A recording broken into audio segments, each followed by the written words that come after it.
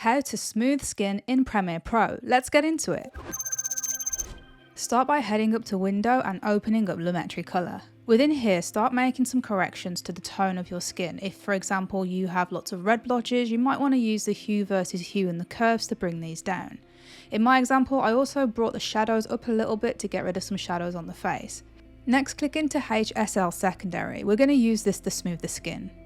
Select the Set Color Paint Dropper tool and click an area on the face. Next, enable Color/Grey. The grey areas here are not included in this effect. The skin areas are included in this effect. Play with the sliders until you have the areas of skin that you want to smooth included in the effect. Once you're done with that, come down to Refine and increase the blur ever so slightly. Don't go too crazy with this as you might get some strange results. With that done, we can then scroll down to the correction part at the bottom. Deselect Color/Grey so that we can see what we're working with here, and then bring down the Sharpen until you have the skin as smooth as you want it to. And with that done, we can see that we have a subtle skin smooth effect added in here, and it doesn't completely blur out the other areas of her face. And that's all there is to it.